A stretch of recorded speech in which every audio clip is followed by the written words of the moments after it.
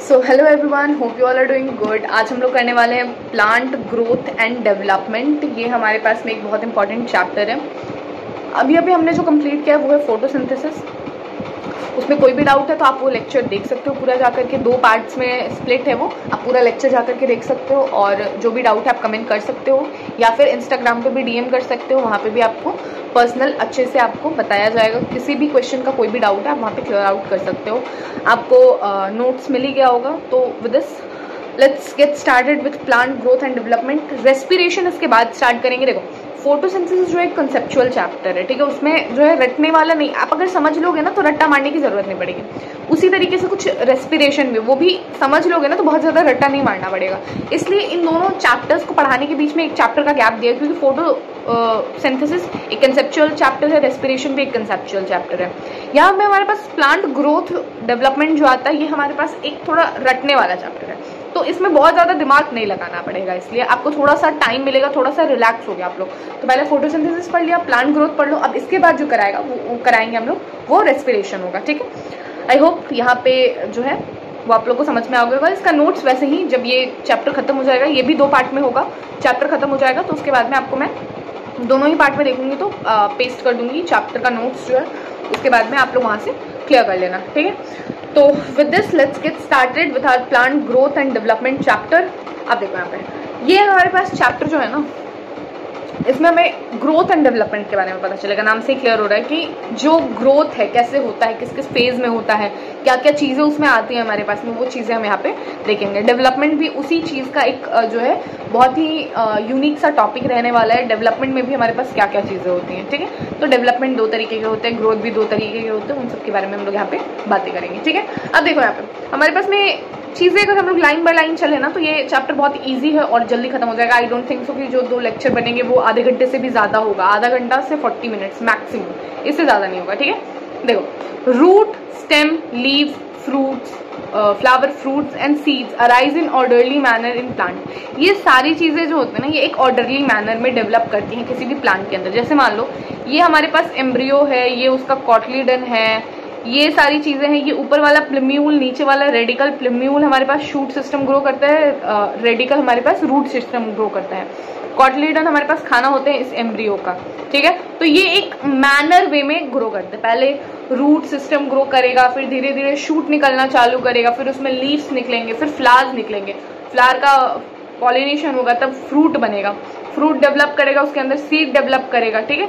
उसके बाद हम लोग उसको वापस से जो हमारे पास सीडलिंग्स मतलब उसको वापस से हम लोग कहीं सीड्स को लगाएंगे तो वहां से नए प्लांट जर्मिनेट करेंगे। तो इस तरीके से एक ऑर्डर मैनर में चीजें होती हैं। जैसे plant complete their vegetative phase, जो हमारे पास ग्रोइंग फेज होता है, उसके बाद वो रिप्रोडक्टिव फेज में एंटर करते हैं। ग्रोइंग फेज में, वेजिटेटिव फेज में कहाँ तक ग्रो करेंगे? फ्लावर्स तक। फ्लावर्स के बाद फ्रूट में, रिप्रोडक्टिव फेज में घुसेंगे, यहाँ पे रिप्रोडक्शन होता है, ठीक है। In which flower and fruit are formed for continuation of life cycle of plant. Flower और फ्रूट्स अगर नहीं बनेंगे ना तो लाइफ कंटिन्यू नहीं कर पाएगी उनकी, क्योंकि यहीं से हमारे पास में जो है ना सीड्स वगैरह का फॉर्मेशन होता है, तब जा करके हमारे पास में जो है वहाँ पे जो है आगे चल के इनका जो है स्पीशीज बढ़ता है। Reproduction is a process in which ensures the continuity of the species. हम सब जानते हैं रिप्रोडक्शन की वजह से ही हम लोग अपनी स्पीशीज को कंटिन्यू करवा पाते हैं। अदरवाइज इस पूरे अर्थ में एक स्पीशीज एक बार आती और फिर जो होती एक्सटिंक्ट हो जाती तुरंत से, अगर रिप्रोडक्शन वाला प्रोसेस नहीं होता तो, ठीक है। और बायो में तो कहते ही हैं कि कोई भी स्पीशीज आई है तो उनका मेन मोटिव ही होता है रिप्रोडक्शन करना है, इसी के लिए वो आती है। ह्यूमंस भी है, पढ़ाई लिखाई डेवलपमेंट हम लोग का होता है, लेकिन नेचर क्या चाहती है? हमसे रिप्रोडक्शन कराना चाहती है। ये चीज फैक्ट है, आप बायो में बहुत जगह पढ़ोगे, स्पेशली एवोल्यूशन में ये चीजें आएंगी, ठीक है। सुनने में काफी अटपटा लगता है यार, पढ़ेंगे लिखेंगे लाइफ में कुछ करेंगे, लेकिन नेचर क्या है? नेचर तो सिंपल वे में अपना सोचती है कि हम लोग आए हैं, अपना स्पीशीज कंटिन्यू करके ही हमें जाना है, मतलब मरने से पहले स्पीशीज कंटिन्यू करके ही जाना है। बेसिकली ये नेचर का थॉट प्रोसेस होता है। बाकी नेचर और आगे क्या सोचेगी ये हम कुछ भी नहीं जानते, बट सिंपल चीजें हैं। बायो में आपको माना जाता है कोई भी स्पीशीज आई है, रिप्रोडक्शन करके अपना ग्रोथ कराना है, उसके बाद ही एक जनरेशन खत्म होता है, ठीक है। तो with this development in the sum of 2 process, growth and differentiation. Growth मतलब ग्रो कर रहा है, डिफरेंशिएशन मतलब मैच्योरेशन आ रहा है, ठीक है। Intrinsic and extrinsic factors control the process of growth and development in plants, ठीक है। इंट्रिंसिक मतलब बॉडी के अंदर की प्रोसेस, एक्सट्रिंसिक मतलब बॉडी के बाहर की जो प्रोसेस होती है, ये हमारे पास ग्रोथ एंड डेवलपमेंट को क्या करता है, इंश्योर करता है। लाइफ कैसे स्टार्ट होती है हमारे पास में, सीड से स्टार्ट होती है। सीड हमारे पास क्या करता है, सीडलिंग्स देता है, ये प्लांटलेट्स देते हैं, मैच्योर प्लांट बनता है, फिर मैच्योर प्लांट फ्लावर करता है, वहां से हमें सीड मिलता है। ये चीजें हमारे पास होती है। थोड़ा फास्ट चल रहे हैं क्या, देखो यहाँ पे सीड है ना बच्चा, सीड के अंदर एक जीवन होता है, एम्ब्रियो होता है, वो एक लाइफ होता है, वहां से सीडलिंग्स निकलती है, छोटे छोटे प्लांट्स निकलते हैं, ठीक है। सीडलिंग से क्या होता है, प्लांटलेट्स निकलते हैं, मतलब पत्ते निकल गए, छोटे छोटे ब्रांच निकल गए।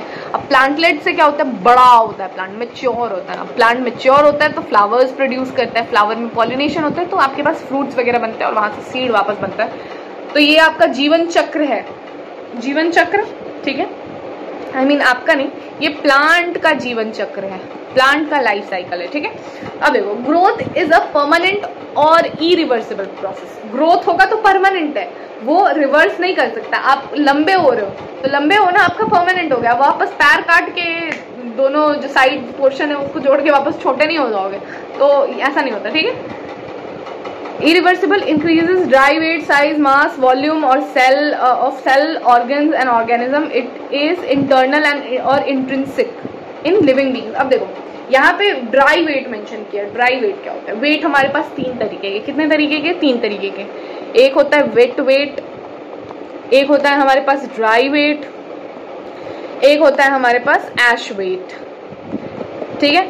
वेट वेट उस वेट को कहते हैं जो अभी मैं नॉर्मल हूँ ना, मैं नॉर्मल मतलब मैं जैसी हूँ, ये वाला वेट को हम लोग वेट वेट कहेंगे। मेरे अंदर में कार्बन भी है, मेरे अंदर में वाटर भी है, ठीक है। तो ये हमारा नॉर्मल वेट जो है, ये हमारा वेट वेट कहलाता है। अब अगर मेरे को क्या करें, उसमें क्या बोलते हैं, खूब धूप में दबा दे और मेरे अंदर का सारा मॉइस्चर जो है वो निकल जाए, जो बच जाएगा वो हमारा ड्राई वेट हो जाएगा। जो सिर्फ फ्लैश है, बोन्स है, नखून है, बाल है, ये सब चीजें जो है सिर्फ हमारे ड्राई वेट में आ जाएंगे।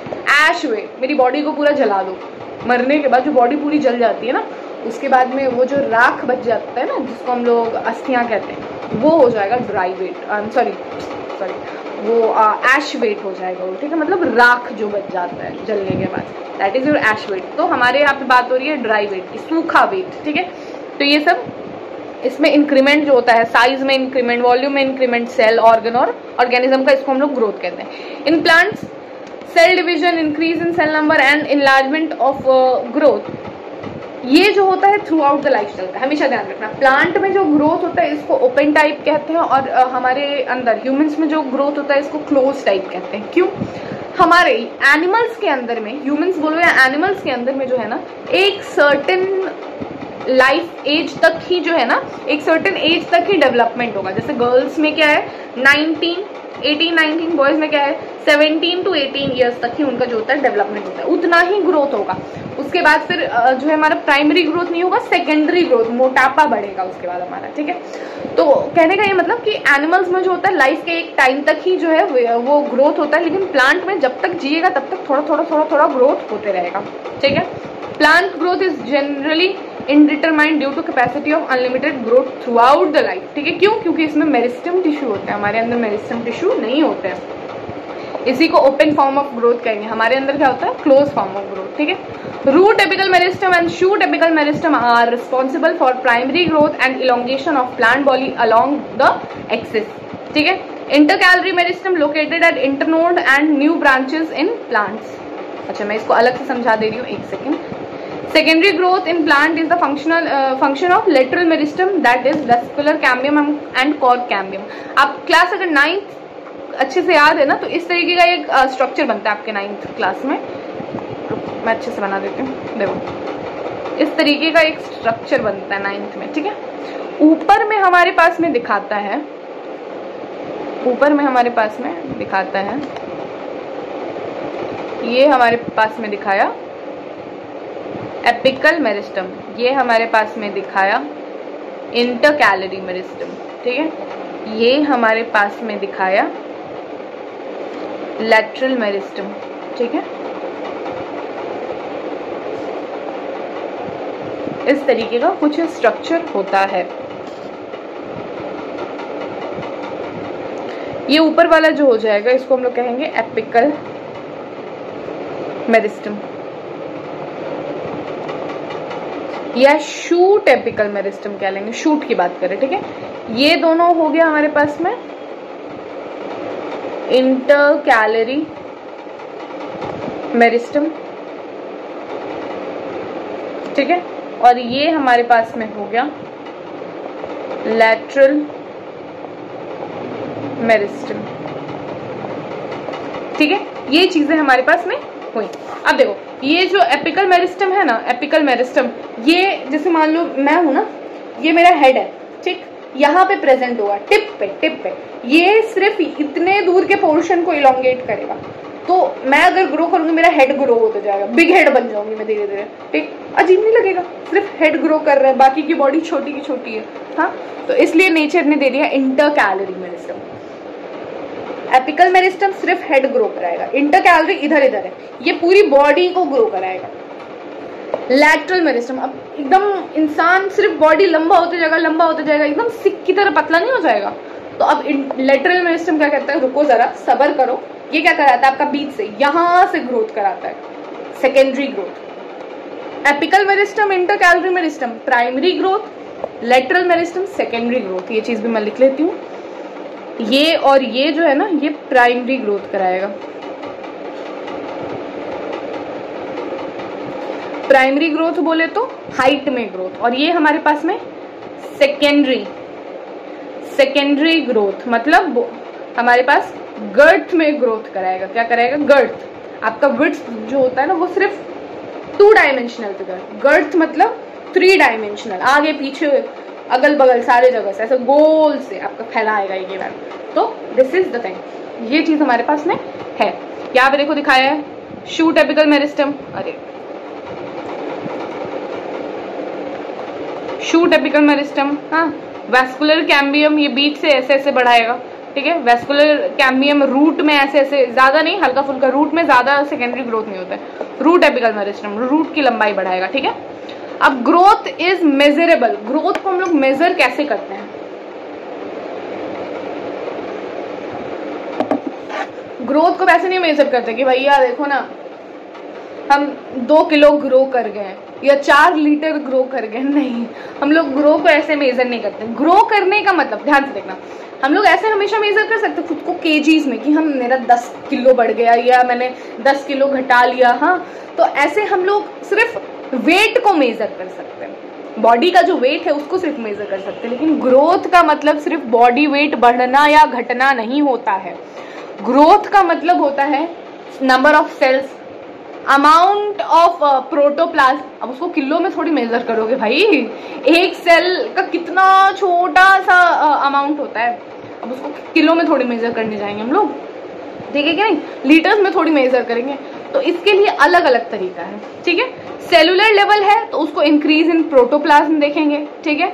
तो it is difficult to measure the increase in amount of protoplasm, but increase in cell number and cell size can be measured. Protoplasm के अमाउंट को मेजर नहीं कर सकते, बहुत मुश्किल है, सेल तो हमें नेकेड आइज से दिखता नहीं है, प्रोटोप्लाज्म क्या ही हम लोग मेजर कर लेंगे, ठीक है। तो नंबर ऑफ सेल्स मेजर कर सकते हैं, सेल में कितना इंक्रीज है या साइज में कितना इंक्रीज है, ये हम लोग मेजर कर सकते हैं माइक्रोस्कोप से देख करके। इसके बाद parameter use to measure growth is increase in fresh weight, dry weight, length, area, volume and number of cells. ये सेल नंबर और parameter are not use for every kind of growth. हर तरीके के ग्रोथ में हर चीज use नहीं होती, अलग अलग में अलग अलग तरीके की ग्रोथ होती है, ठीक है। हमारे बॉडी में 3 फेजेस होते हैं, phase of growth, formative phase या फिर इसको कहते हैं हम लोग meristematic phase, phase of elongation, phase of enlargement, हाँ, elongation, phase of maturation, differentiation, ठीक है। Formative phase also called as the phase of cell formation और सेल डिविजन, ठीक है। मेरिस्टेमेटिक फेज, अच्छा रूट में याद है मॉर्फोलॉजी में रूट में 3 फेजेस आते हैं, regions, 3 region, region of meristematic activity, region of cell elongation, region of maturation, वही चीज है यहाँ पे। फॉर्मेटिव फेज हमारे पास मेरिस्टेमेटिक वाला काम करेगा, सेल डिवाइड कर जाएगा, धर धर धर धर धर धर धर धर सेल डिवाइड कर रहा है, ठीक है। कहाँ मिलेगा, root apex, shoot apex, other region having meristematic tissue, जहां मेरिस्टेमेटिक टिश्यू होगा वहां मेरिस्टेमेटिक एक्टिविटी होगा, ठीक है। इसको हम लोग कहेंगे फॉर्मेटिव फेज, चीजें फॉर्म कर रही हैं फटफट फटफट, एकदम चीजें जो है एकदम स्पीड में फॉर्म कर रही हैं, ठीक है। Phase of enlargement, phase of enlargement क्या होगा हमारे पास, newly formed cell produce in formative phase undergo enlargement, मतलब सेल बन गया ना, अब वो सेल डिवाइड नहीं करेगा, अब वो सेल इलोंगेट करेगा, बड़ा होगा, इनलार्ज होगा, ठीक है। Development develops vacuole that further increase the volume, उसके अंदर ना बड़े बड़े वैक्यूल्स बन जाएंगे। हमें पता है कि एक जो प्लांट सेल होता है उसमें एक ही वैक्यूल होता है, परमानेंट होता है, वो 90% तक हमारे पास में जो है स्पेस ऑक्यूपाई करता है, ठीक है। वैक्यूल क्या होगा, सेल को और खींच करके इनलार्ज करेगा, तो इनलार्जमेंट में कौन हेल्प करता है, वैक्यूल हेल्प करता है, ठीक है। इसके बाद और फॉर्मेटिव फेज में कौन हेल्प करता है, मेरिस्टेमेटिक सेल्स हेल्प करते हैं। Cell enlargement occur in all direction with maximum elongation in conducting tissue and fiber, जितना मैक्सिमम हो सके उतना मैक्सिमम होगा। अब फेज ऑफ मैच्योरेशन, यहाँ पे क्या हो जाएगा, डिफरेंशिएशन। डिफरेंशिएशन मतलब कुछ तो ऐसा केमिकल चेंज होगा हमारे पास मेरिस्टेमेटिक सेल में ना, वो परमानेंट हो जाएंगे। डिफरेंशिएशन बहुत तरीके का होता है। देखो हमारे पास में पहला आ जाता है प्राइमरी मेरिस्टेमेटिक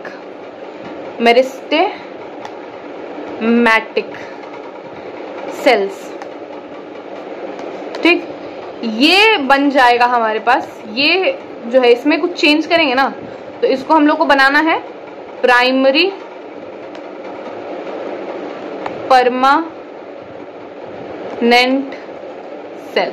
अब प्राइमरी परमानेंट है, परमानेंट करिए किसी काम में मन नहीं लग रहा है, एक ही काम को रोज करना पड़े, चेंज कर देंगे हम लोग, वापस इसको मेरिस्टम बना देंगे। तो एक बार तो पहली बार बन रहा है, इस बार दूसरी बार मेरिस्टम बन रहा है, तो ये हो जाएगा secondary, second time meristematic cell. Meristematic cell, meristematic T छूट गया ना, मेरिस्टेमेटिक सेल। अब अलग अलग काम कर रहे हैं, नहीं भाई हमें एक ही काम करना है, वही वाला ठीक था, हम लोग इसको फिर से परमानेंट बना देंगे, second time permanent, secondary permanent cell, ठीक है। अब यहाँ पे कौन कौन सा हमने काम करा है, प्राइमरी मेरिस्टेमेटिक सेल में हम लोग अगर डिफरेंशिएशन करा देना, कुछ तो ऐसा चेंज कराएं, डिफरेंशिएट कर दें, डिफरेंशिएशन, कि ये एक काम में फिक्स हो जाए, परमानेंट बन जाए, ठीक है। अब परमानेंट को वापस से मेरिस्टम बनाना है, डिफरेंशिएशन लगा के मेरिस्टम को परमानेंट बनाए थे, अब परमानेंट को वापस मेरिस्टम बनाना है, तो डिफरेंशिएशन को हटा देंगे, क्या कर देंगे, डी डिफरेंशिएशन। डिफरेंशिएशन क्या होगा, एब्सेंट हो जाएगा, डी डिफरेंशिएशन।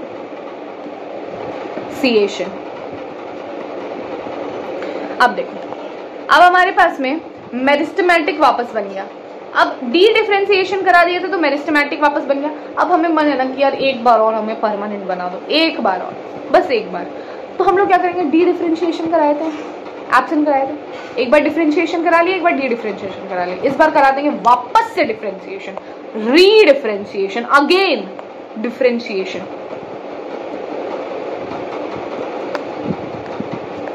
ठीक है। ये चीजें हो गई हमारे पास, आई होप क्लियर हो गया होगा, ठीक है। ये चीजें हुई हमारे पास में।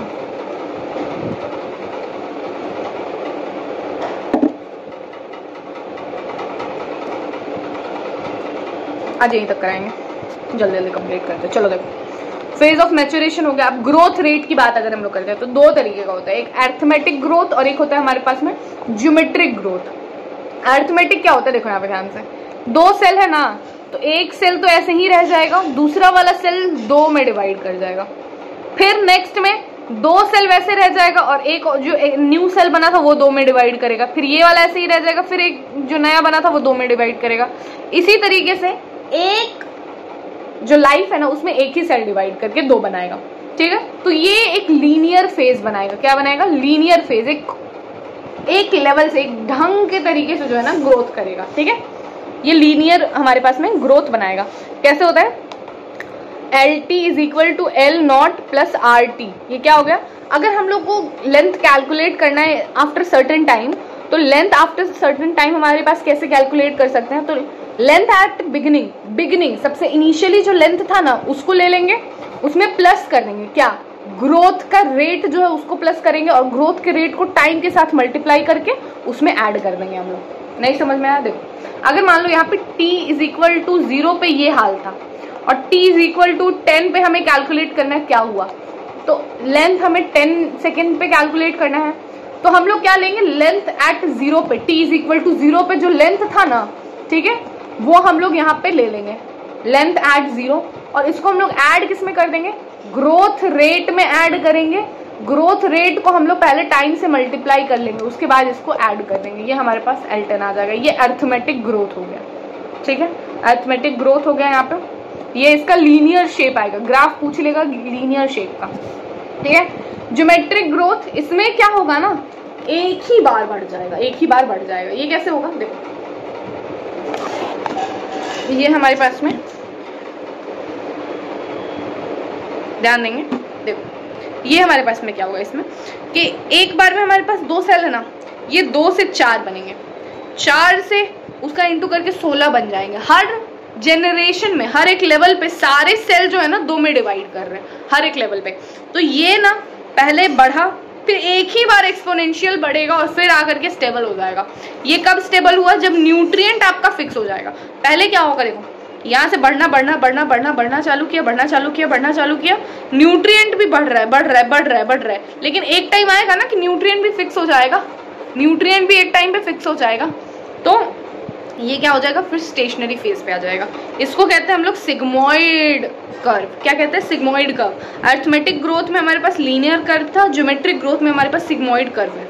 सिग्मोइड कर्व में पहला ये जो नीचे वाला पोर्शन होता है इसको लैग फेज कहते हैं, ऊपर जो एकदम से बढ़ता है इसको एक्सपोनेंशियल फेज कहते हैं, और जब आके स्टेशनरी हो जाता है, कांस्टेंट हो जाता है, इसको स्टेशनरी फेज कहते हैं, ठीक है। इसका हमारे पास में फॉर्मूला नहीं दिया हुआ है, हाँ दिया हुआ है, देखो W1 किस टाइम पे अगर हम लोग को देखना है, किसी टाइम पे अगर हमें देखना है कि हमारे पास जो है साइज कितना बड़ा है, तो इनिशियल साइज को मल्टीप्लाई कर देंगे हम लोग, उसका एक्सपोनेंशियल टू द पावर ले लेंगे RT। R क्या है हमारे पास, growth rate, and T is equal to time of growth. देखो ये कैलकुलेशन कभी नहीं पूछा जाएगा, हमेशा सिर्फ फॉर्मूला पूछ लिया जाएगा, आपको बस फॉर्मूला याद रखना है और कौन से फेज में कौन सा हमारे पास में ग्रोथ हो रहा है, मतलब ये क्या बोलते हैं, ये कौन सा शेप बना रहा है वो याद रखना है। अर्थमेटिक ग्रोथ में हमारे पास लीनियर शेप और ज्योमेट्रिक में हमारे पास सिग्मोइड शेप, ठीक है, ये हमारे पास में आ गया। लास्ट देख लेते हैं हम लोग, quantitative comparison between growth of living system can be made by absolute growth and relative growth। relative है ना, हाँ, relative growth rate। देखो किसी को absolute growth बताना है, मतलब आप में कितना ग्रोथ हुआ, आप में कितना ग्रोथ हुआ, आप 10 kg बढ़े, आप 20 kg बढ़े, ठीक है, ये होता है एब्सोल्यूट, आपका खुद का एब्सोल्यूट ग्रोथ कितना है, ठीक है। और इसमें हम लोग बताते हैं रिलेटिव ग्रोथ में कि किसी से कंपेयर करके बताते हैं, ठीक है। जैसे वो होते हैं ना कि एक वो नहीं होता, कभी कभी शादी पार्टी में सारे रिश्तेदार मिलते हैं, तो पहले के टाइम में क्या होता था, हम लोग कैसे सोचते थे कि पैसों का वो होता होगा कंपैरिजन। आज के टाइम में पैसों का कंपैरिजन नहीं होता, आज के टाइम में बीमारी का कंपैरिजन होता है। किसी को बीपी है तो किसी को शुगर रहता है, शुगर है हम हार्ट के पेशेंट है, मतलब वो कंपेयर करेंगे किसका जो है कितना ज़्यादा बीमारी है, ठीक है। अगर आपकी चाची एक बोलेंगी बैठ करके कि हमको तो बीपी है, दूसरी वाली शुरू हो जाएंगी, आपको बीपी है, हमको बीपी के साथ शुगर है, तीसरी वाली शुरू हो जाएगी, आपको बीपी और शुगर ही है ना सिर्फ आप लोग को, हमको दिल का दौरा भी पड़ता है, 2 बार हो चुका है, तीसरा बार आ जाएगा तो फिर खत्म हो जाएंगे। तो मतलब बेसिकली आपका क्या है ना कि वो लोग बीमारी का कंपेरिजन करते हैं। तो एक दूसरे से कंपेयर करना, तुम और तुम्हारी फ्रेंड ने चैलेंज लगाया कि हम लोग 1 महीने में हम कम से कम 1 kg घटाएंगे, ठीक है। तो तुम्हारी फ्रेंड आगे बोलते कि हम 2 kg घटा लिए, तो तुम लोग जाके बोलोगे क्या, तुम 2 ही kg घटाए, हम तुमसे दुगना घटा लिए। तो ये रिलेटिवली हम लोग बात करते हैं कि तुम जितना घटाई हो तुमसे दुगना घटाए हैं। तो अगर तुम 2 kg घटाई हो तो मेरा कितना जो है वेट घटा, वो 4 kg घटा है। तो ये हम लोग रिलेटिवली कंपेयर कर रहे हैं, ठीक है।